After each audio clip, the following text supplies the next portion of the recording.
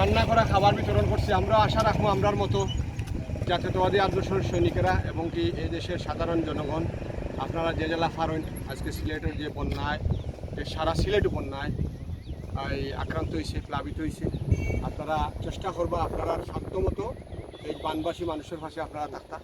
সবাইকে ধন্যবাদ। খুদা হাফেজ। আসসালামু আলাইকুম।